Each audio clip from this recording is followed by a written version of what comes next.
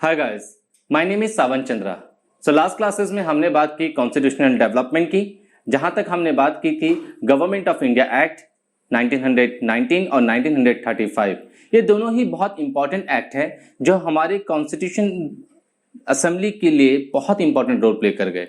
लेकिन जहां तक आज हमारी बात है संविधान सभा की, तो हम ये देखेंगे कि किस तरह से संविधान सभा की मांगों को आगे रखा गया। नाउ हम गवर्नमेंट ऑफ इंडिया एक्ट 1919 से ही बात करते हैं। गवर्नमेंट ऑफ इंडिया एक्ट 1919 1919 के दौरान जब ब्रिटिश सरकार ने भारत के लिए एक कानूनी प्रस्ताव रखा जहां पर प्रोविंशियल लेजिस्लेचर को एस्टैब्लिशमेंट की बात उठी, उसी के दौरान भारत में भारतीय स्वतंत्रता सेनानियों ने, महात्मा गांधी ने नॉन कोऑपरेशन मूवमेंट भी स्टार्ट किया था। भारतीयों की मांग थी कि वो संविधान के निर्माण में अपनी प्रतिभागिता लेना चाहते हैं। They also wanted to be participate in the constitution making.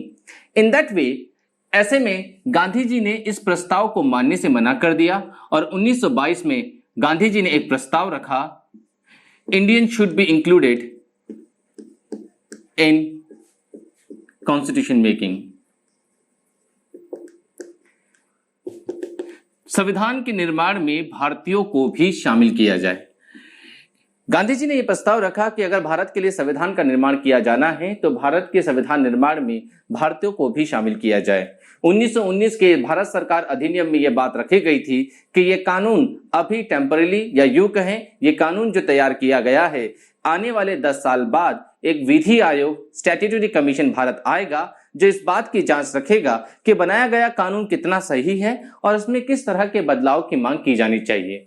यह बात इसलिए कही गई थी क्योंकि इससे पहले 1916 में भारत में होम रूल की बात हो रही थी या होम रूल मूवमेंट चल रहा था, स्वराज आंदोलन। भारत अपनी यहाँ पर फेडरलिज्म, संघवाद को लाना चाहता था जहां पर दो सरकारें, केंद्र सरकार और राज्य सरकारें हो, जो मौजूदा आज भी हमारे पास है।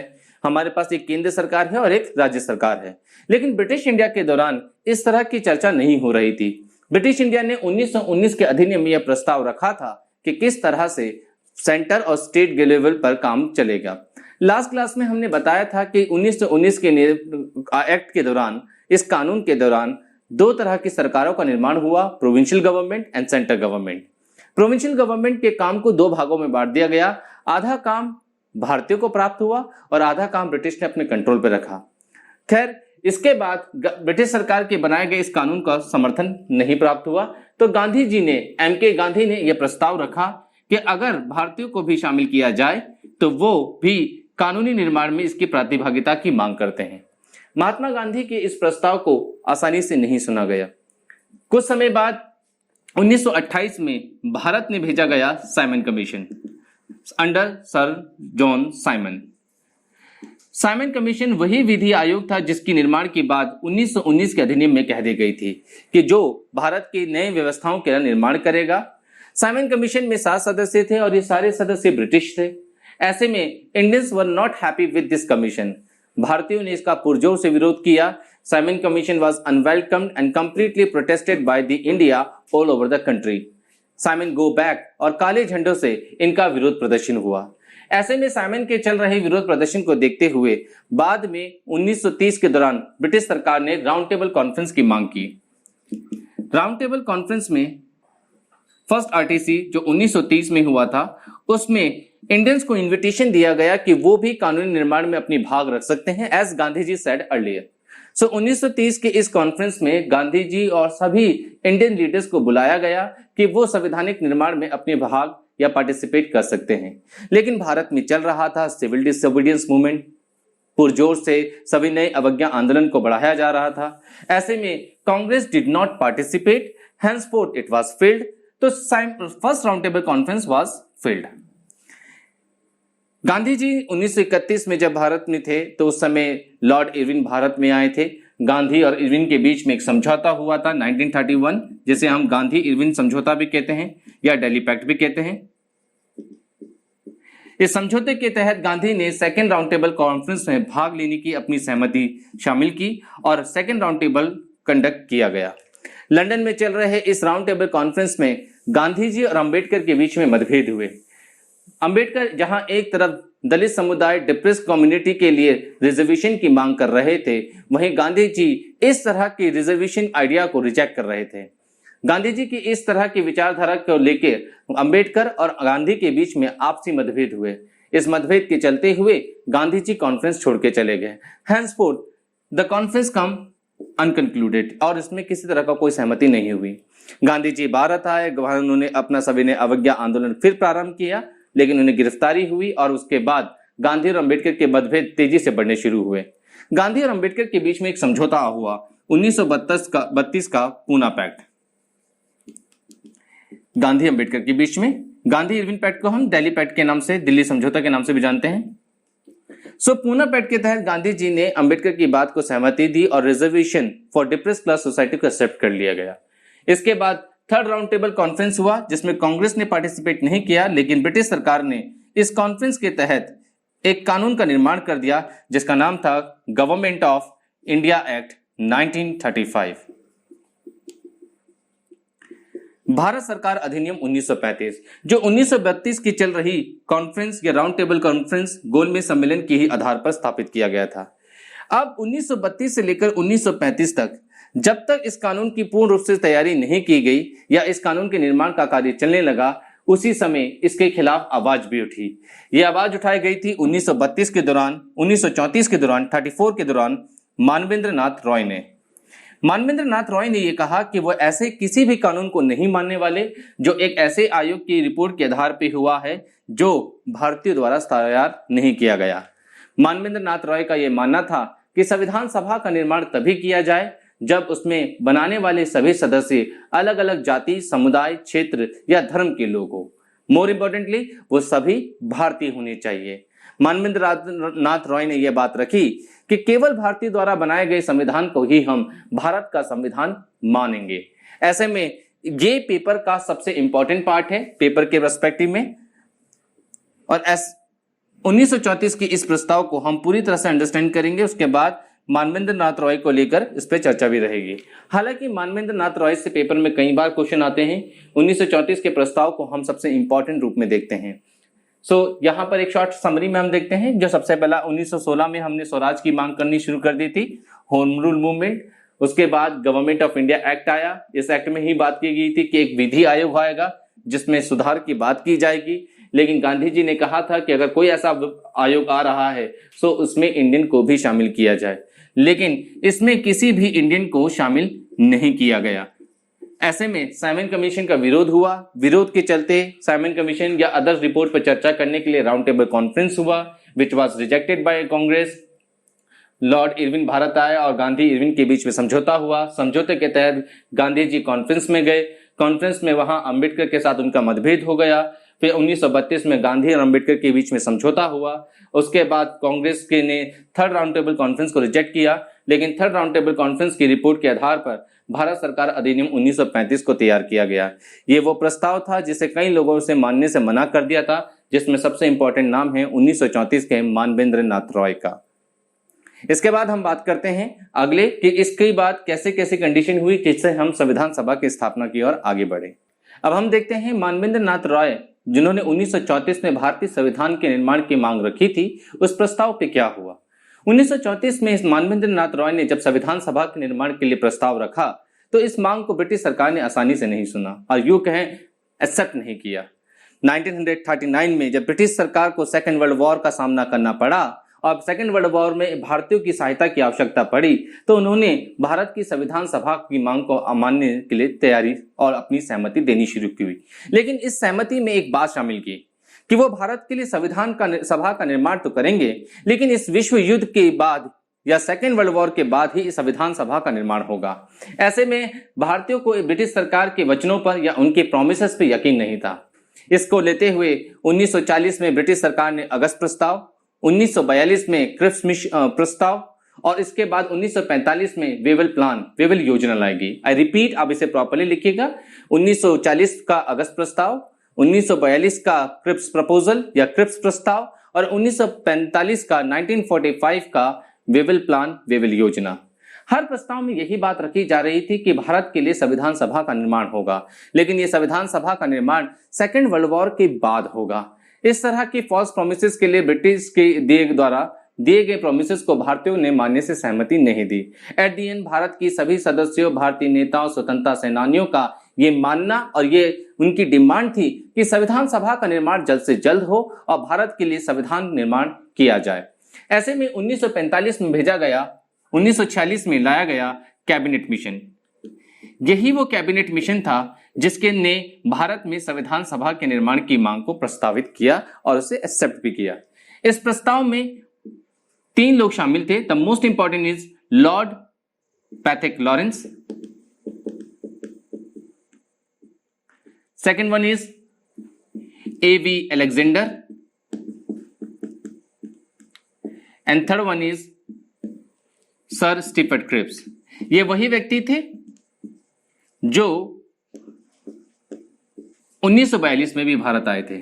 अब ये देख लीजिएगा कि कौन कौन से व्यक्ति कौन थे। द मोस्ट इंपॉर्टेंट ये व्यक्ति हैं secretary of state of India, Bharat सचिव।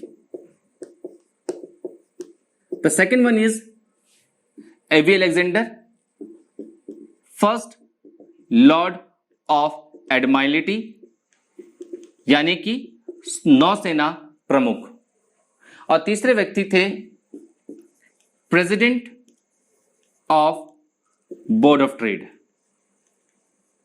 व्यापार मंडल के अध्यक्ष। सरल शब्दों में कहें तो ट्रेड मिनिस्टर, कॉमर्स मिनिस्टर। अब यह जानना जरूरी है कि भारत की संविधान सभा के निर्माण में इन 3 लोगों को भेजा गया जो कि अलग अलग वेबसाइट या अलग अलग श्रेणी के लोग हैं या अलग अलग स्तर के या अलग अलग कार्य के लोग हैं। लॉर्ड पैथिक लॉरेंस का मेन ऑब्जेक्टिव था कि वो ट्रांसफर ऑफ पावर को हस्तांतरित करे from British government to the Indian people. जहां तक सर स्टीफर्ड क्रिप्स का काम है वो है president of board of trade, व्यापार मंडल के अध्यक्ष। यहां 2 चीज ध्यान रखना। एक, ब्रिटिश ना केवल भारत से अपने व्यापारिक अधिकारों को बदलाव करेगी बल्कि संविधान अपनी शक्तियों को भी छोड़ेगी। ये तो अपनी सारी पावर इंडियंस को सौंप के जाएंगे, ब्रिटिश गवर्नमेंट अपनी पूरी पावर यहां से हटाएगी और power will be transfer to the Indian people. लेकिन भारत में अपनी मालिकाना हक के साथ साथ ब्रिटिश के ट्रेडिंग राइट भी बदल जाएंगे। ऐसे में नए व्यापारिक समझौते होंगे और नए व्यापारिक समझौतों के लिए व्यापारिक अध्यक्ष सर स्टीफर्ड क्रिप्स भी होंगे। अब यहां पर A.V. अलेक्जेंडर है कि इनकी इंपॉर्टेंस क्या है, तो आप इसमें ध्यान रखिएगा। भारत में सबसे पहला स्वतंत्रता संघर्ष जो माना जाता है वो है 1857 रिवोल्ट, 1857 की क्रांति। अब सोचने वाली ये बात है सबसे लास्ट किसे माना जाएगा। 1940 का आपका जो हमारे भारत में 1942 में हमारा क्विट इंडिया मूवमेंट को मानेंगे, या उसके बाद कोई और भी मूवमेंट हुआ था जिसे भारत का अंतिम संघर्ष माना जा सकता है। 1946 का रेटिंग म्यूटिनी जिसे रॉयल इंडियन म्यूटिनी भी कहा जाता है। ऐसे में ये जो ब्रिटिश नौसेना का विद्रोह 1946 में हुआ था, उस विद्रोह को शांत करने के लिए ही एक ब्रिटिश नौसेना अधिकारी A.V. अलेक्जेंडर आए थे। हालांकि तर्क चाहे जो भी रहा हो, कैबिनेट मिशन ने भारत में संविधान सभा के निर्माण के लिए एक इंपॉर्टेंट संस्था के रूप में संविधान सभा के निर्माण की सहमति दी और कॉन्स्टिट्यूएंट असेंबली को बनाने की बात कही। ये संविधान सभा यूनाइटेड इंडिया, संयुक्त भारत के लिए था। वो भारत जो ब्रिटिश अधिकारों से मुक्त होगा और इस यूनाइटेड इंडिया में भारत और बाद में बंटने वाला पाकिस्तान भी शामिल था। कॉन्स्टिट्यूएंट असेंबली के निर्माण में कई मतभेद पैदा हो रहे थे।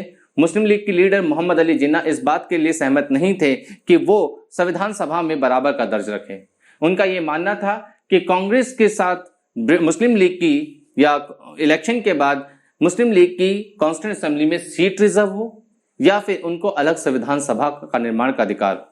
आपसी मतभेद के चलते हुए 1947 में संविधान सभा अलग हो गई और ब्रिटिश गवर्नमेंट के बाद उन्होंने 15 अगस्त 1947 को भारत के 2 हिस्से देखे गए। एक यूनाइटेड इंडिया का एक पार्ट बना सॉवरेन इंडिया और दूसरा बना आपका सॉवरेन स्टेट पाकिस्तान। तो यहां तक हमारी यहां से चर्चा अब शुरू होती है। संविधान सभा क्या है, कैसे इसकी स्थापना हुई, और इस चर्चा को हम आगे बढ़ाते हैं संविधान सभा को कंट्रोल करते हुए। तो आगे बढ़ते हैं हम संविधान सभा की ओर। संविधान सभा, लेट्स स्टार्ट। कॉन्स्टिट्यूएंट असेंबली, संविधान सभा।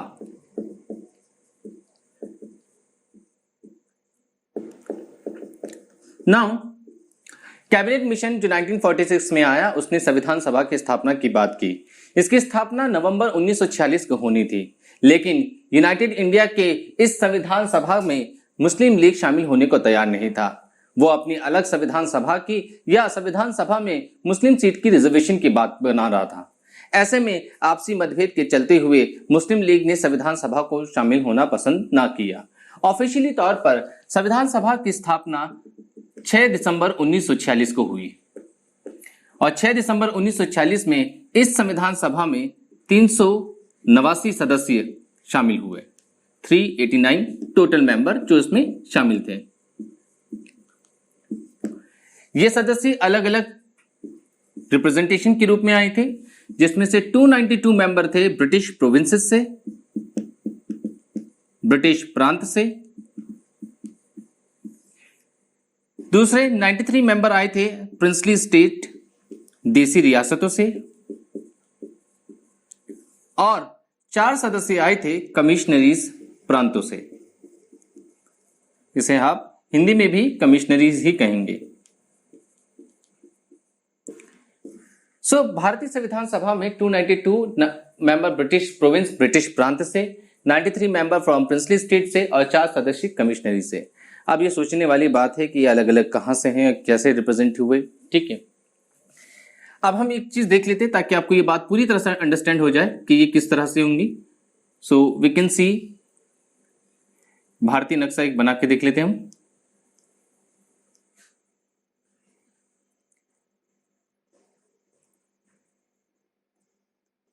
भारतीय व्यवस्थाओं में उस समय जो सरकार या शासन व्यवस्था थी, उसमें 3 तरह की व्यवस्थाएं काम कर रही थी, जिसको हम इस तरह से रिप्रेजेंट करके देखेंगे। पाकिस्तानी क्षेत्र जो उस समय भारत का आंतरिक भाग के रूप में शामिल था। ठीक है, सो ये जो उस समय यूनाइटेड इंडिया था उसमें ये सब शामिल थे। ऐसे में बांग्लादेश सेक्शन ये भी भारतीय हिस्से का एक अंग था। आज के तौर पे, मौजूदा तौर पे भारत में 3 तरह का सिस्टम है, 3 type of system. Indian government में 3 सिस्टम है, central government, state government and union territories.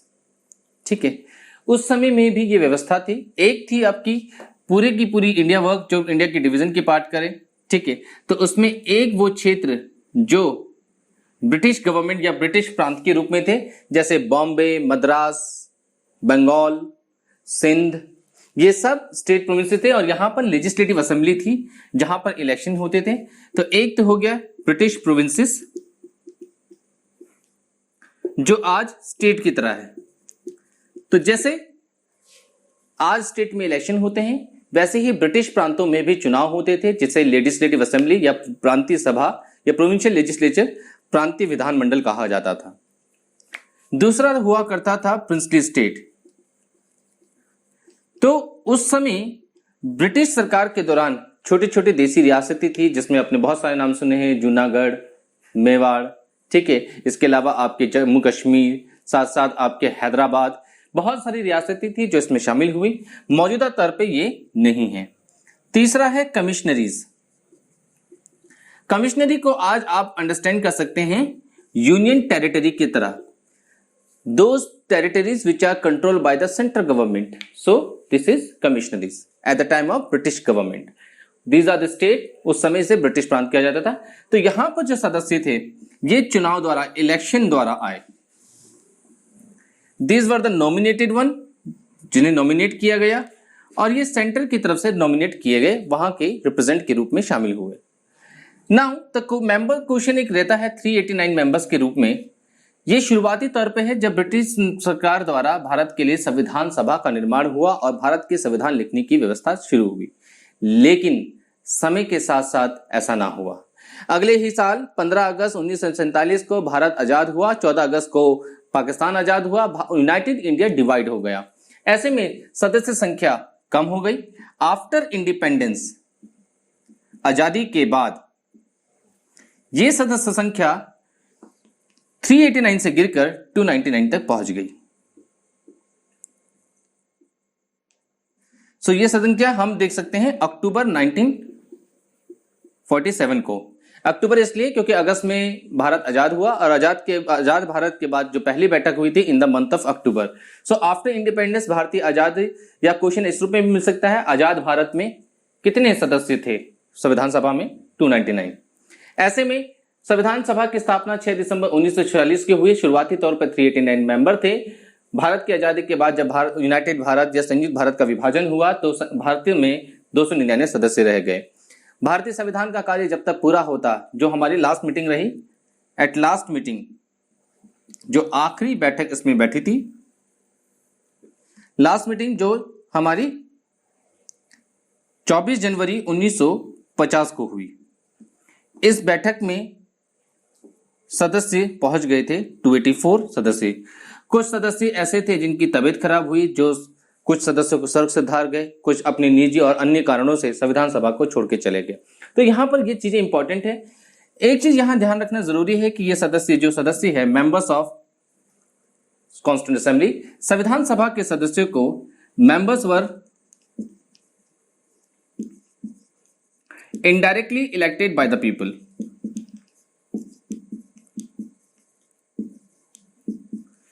संविधान सभा के सदस्यों को जनता द्वारा अप्रत्यक्ष रूप से चुना गया। तो डायरेक्ट इलेक्शन नहीं हुए जैसे लोकसभा के होते हैं, बल्कि राज्यसभा के इलेक्शन जैसे रहते हैं, उस तरह आप मान सकते हैं। So these people were elected indirectly by the people, और इतने सदस्य अलग अलग रूप में शामिल हुए। 292 मेंबर्स ब्रिटिश प्रोविंसेस से चुने गए, बाकी सदस्य अलग अलग ब्रिटिश देशी रियासतों से और कमिश्नरी से बुलाए गए। भारत आजादी के बाद ये सदस्य संख्या 299 हो गई थी और लास्ट 24 जनवरी 1950 तक ये सदस्य संख्या 284 तक रही। तो यहाँ पर 3 खास तौर पे क्वेश्चन है। एक तो यह है कि भारतीय संविधान के निर्माण में कितने लोगों ने भाग लिया? 389। और भारतीय संविधान का निर्माण कितने लोगों ने किया? 284। लैंग्वेज को क्लियरली अंडरस्टैंड किया। How many people did participate in the making of the constitution? 389। And how many people actually made Indian constitution? 284। इसको लेकर एक अलग सा क्वेश्चन बनता है, आजाद भारत की संविधान सभा में कितने सदस्य थे? तो आजाद भारत की संविधान सभा में 299 मेंबर्स थे। आगे देखते हैं कि इसके बाद हमारे टॉपिक में क्या है, संविधान सभा की बैठकें। सो आगे बात करते हैं हम संविधान सभा के इंपॉर्टेंट मीटिंग्स जो शुरुआत की गई थी। संविधान सभा की पहली बैठक, फर्स्ट मीटिंग 9 दिसंबर 1946 को की गई। जब पहली बैठक हुई तो सभी सदस्यों के लिए जरूरी था कि पहली बैठक का अध्यक्ष कौन बनेगा। तो पहली बैठक जब हुई तो उसकी फर्स्ट मीटिंग के हेड भी बने, जिन्हें हम इंटरिम प्रेसिडेंट या आपके टेम्पररी अस्थायी अध्यक्ष, या उसे आप प्रोविजनल भी कह सकते हैं, प्रोविजनल प्रेसिडेंट। तो अलग अलग नाम से पेपर में आता है, प्रोविजनल प्रेसिडेंट, टेम्पररी प्रेसिडेंट या इंटरिम प्रेसिडेंट। हिंदी में हम कहते हैं इसे अस्थायी अंतरिम अध्यक्ष। और वो थे डॉक्टर सच्चिदानंद सिन्हा।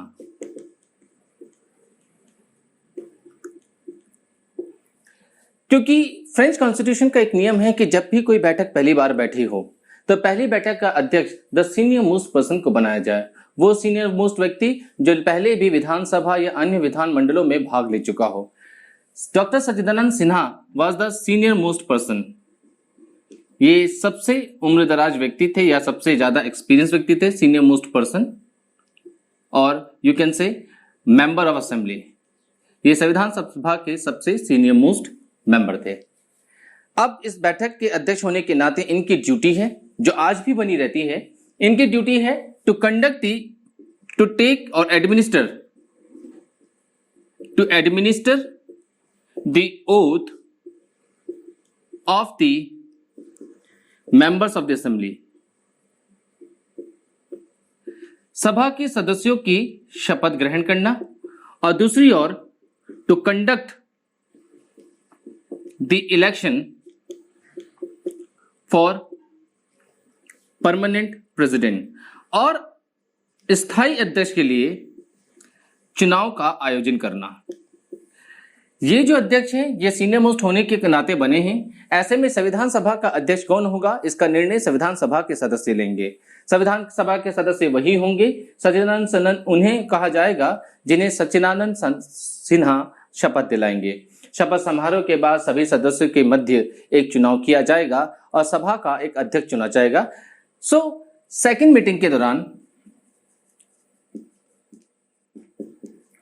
मीटिंग हुई इसकी दिसंबर 11, 1946।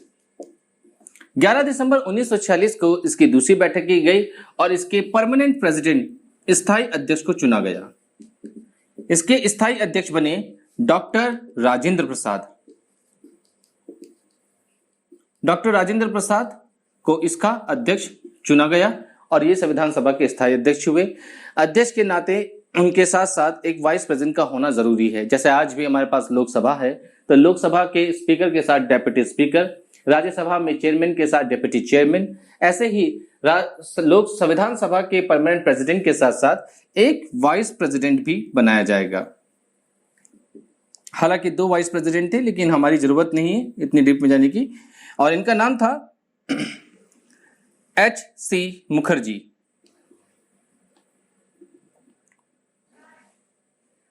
हरेंद्र कुमार मुखर्जी, ठीक है। H.C. मुखर्जी इसके वाइस प्रेसिडेंट बने थे। दूसरे भी वाइस प्रेसिडेंट थे, वो आपकी उस चैप्टर का कंसिडरेशन नहीं है।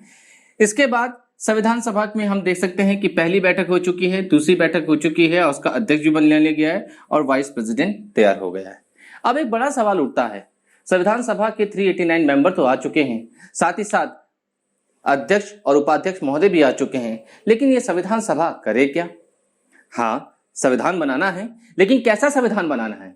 विश्व में अलग अलग तरह के कई संविधान हैं। सबसे बड़े मॉडल की बात करें तो अमेरिकी संविधान है, इसके अलावा साउथ अफ्रीकन कॉन्स्टिट्यूशन है, ऑस्ट्रेलियन मॉडल है, कनाडा का कॉन्स्टिट्यूशन है, या फिर हमारे रशिया मॉडल है, यूएसएसआर मॉडल जिसे कहते हैं। ऐसे में डिफरेंट कॉन्स्टिट्यूशन है। हमारे लिए ये इंपॉर्टेंट है कि भारतीय संविधान किन बातों को ध्यान में रखे और किन बातों को ध्यान में रखकर भारत का संविधान बनाए। भारत के संविधान के निर्माण के लिए कुछ मूलभूत बातें जरूरी है जिसको ध्यान में रखकर भारतीय संविधान का निर्माण किया जा सके। You can say an objective, क्या उद्देश्य हो इस संविधान का कि वो कैसा संविधान बनाए। उसी मुद्दे पे आगे बात करते हैं जो पंडित जवाहरलाल नेहरू ने प्रस्तावित किया था। पंडित जवाहरलाल नेहरू जिन्होंने 13 दिसंबर 1946 को संविधान सभा को यह ऑब्जेक्टिव दिया कि वो संविधान के निर्माण में किन बातों को मूलभूत से ध्यान में रखे। ऐसे में 13 दिसंबर 1946 को पंडित जवाहरलाल नेहरू ने एक प्रस्ताव रखा। उस प्रस्ताव को हम ऑब्जेक्टिव रेजोल्यूशन या उद्देश्य प्रस्ताव भी कहते हैं। ऑब्जेक्टिव रेजोल्यूशन, उद्देश्य प्रस्ताव, यही वो प्रस्ताव था जिसको ध्यान में रखकर संविधान का निर्माण किया जाएगा। यही वो प्रस्ताव था जो बाद में चलकर भारतीय संविधान का प्रियम्बल भी बना था। तो डू रिमेंबर, इसी प्रस्ताव को बाद में प्रियम्बल के रूप में या संविधान की प्रस्तावना के रूप में भी अपनाया गया। तो पेपर में एक क्वेश्चन मिलता है कि भारतीय संविधान की प्रस्तावना कहां से ली गई, तो वो किस कॉन्स्टिट्यूशन से ली गई। That is a different concept. वो अमेरिकन कॉन्स्टिट्यूशन है और उसकी लैंग्वेज ऑस्ट्रेलिया है, लेकिन ये कॉन्सेप्ट कहां का है? तो प्रियम्बल में जो बातें हैं वो ऑब्जेक्टिव रेजोल्यूशन की हैं जो पंडित नेहरू ने प्रेजेंटेड की थी। इस मुद्दों पे जो पंडित नेहरू ने डिफाइन किया था दैट वाज इंडिपेंडेंट, जो मुख्य उद्देश्य उसमें शामिल थे, independent, sovereign, democratic, republic, nation. ये प्रस्ताव नेहरू जी का था। नेहरू ने भारत के लिए एक स्वतंत्र, संप्रभुता, लोकतांत्रिक गणराज्य बनाने की बात कही। यह बात अलग है कि बाद में इंडिपेंडेंट शब्द को संविधान से हटा दिया गया या प्रस्तावना से हटा दिया गया। तो प्रस्तावना में अब शुरुआत होती है सॉवरेन की, और फिर बाद में जो 1976 में 42nd अमेंडमेंट द्वारा इंदिरा गांधी ने शामिल किया था सोशलिस्ट एंड सेक्युलर टर्म। लेकिन पंडित नेहरू के प्रस्ताव में था भारत एक स्वतंत्र, संप्रभु, लोकतांत्रिक और गणराज्य के रूप में स्थापित हो। इसके अलावा इस संविधान का उद्देश्य होगा justice, liberty, equality and fraternity. यह प्रस्ताव में था न्याय, स्वतंत्रता, समता व बंधुता के आदर्श। तो पंडित नेहरू ने बताया कि संविधान भारत के निर्माण किस रूप में होगा। भारत एक स्वतंत्र, संप्रभु, लोकतांत्रिक गणराज्य के रूप में, independent, sovereign, democratic republic nation. और भारतीय संविधान का उद्देश्य होगा भारतीय नागरिकों को justice, liberty, equality and fraternity provide करना, to provide the justice, liberty, equality and fraternity to the citizen of India. न्याय, स्वतंत्रता, समता और बंधुता के विचार। अब ये बहुत जरूरी है कि क्या इन बातों को ध्यान में रख के संविधान लिखा गया? क्या वो संविधान की बातें जो आज हमारे प्रीएम्बल में दिखाई देती है मौजूदा स्तर पे है? क्या भारत आज एक स्वतंत्र, जो अब नहीं है प्रीएम्बल में, क्योंकि सॉवरेन और इंडिपेंडेंट टर्म काफी हद तक एक है। अगर आप सॉवरेन टर्म का यूज करते हैं तो इंडिपेंडेंट इसका इनबिल्ट या इसी के अंदर माना जाता है। जो व्यक्ति सॉवरेन है वो इंडिपेंडेंट भी है। तो सवाल यह है कि क्या भारत आज सॉवरेन है? भारत अपने सभी निर्णय अपनी इच्छा अनुसार ले पाता है? बढ़ रहे इस ग्लोबलाइजेशन में, इकोनॉमिक प्रेशर में जिस तरह की घटनाएं हो रही है, क्या भारत अपने सभी कार्यक्रम में स्वतंत्र हुए? क्या भारत में लोकतांत्रिक व्यवस्था बची है या है? क्या भारत में लोकतंत्र व्यवस्था के अनुसार काम हो रहा है? और हो रहा है तो कितना हो रहा है? भारत गणतंत्र रूप में कितना है? मौजूदा सरकारों ने इस पर बहुत काम किया है और पहले भी सरकारें काम करती आई है और अभी भी सरकारें भारत को गणराज्य के रूप में, लोकतांत्रिक रूप में असंप्रभु बनाने में अपना प्रयास कर रही है। दूसरी ओर न्याय, स्वतंत्रता, समता व बंधुता।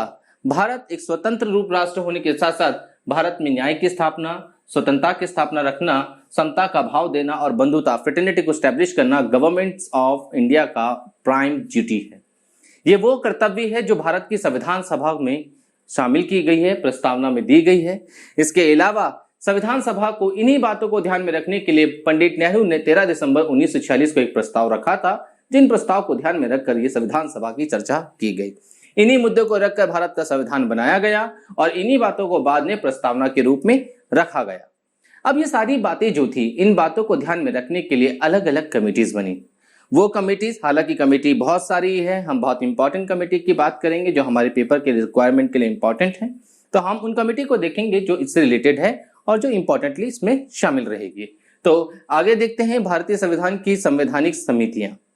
संविधान सभा की समितियों के विषय में हम अगली क्लास में बात करेंगे। इस टॉपिक को लेकर आप प्रॉपर्ली अंडरस्टैंड कीजिएगा क्योंकि टॉपिक बहुत बड़ा है, बहुत इंपॉर्टेंट है, इसमें बहुत सारे फैक्ट है। अपने नोट्स क्लास के साथ बनाते रहिए, हम अपनी क्लास के साथ आगे कंटिन्यू करते रहेंगे। अगले क्लास में हम बात करेंगे संविधान सभा की समितियों के बारे में। इसके अलावा वो महत्वपूर्ण समिति जिसे हम प्रारूप समिति के नाम से जानते हैं, ड्राफ्टिंग कमेटी के नाम से जानते हैं, उस कमेटी के बारे में जिसमें बहुत सारी चीजें इंपॉर्टेंटली शामिल हुई। इसके अलावा और भी इंपॉर्टेंट फैक्ट रहेंगे जो पेपर के पर्सपेक्टिवली हमारे बहुत इंपॉर्टेंट है, जिसे हम अगली क्लास के लिए आगे बढ़ेंगे। टिल देन आज के लिए इतना ही काफी रखेंगे। अगली क्लास में मिलते हैं। मैं समर चंद्रा आपका धन्यवाद करता हूं।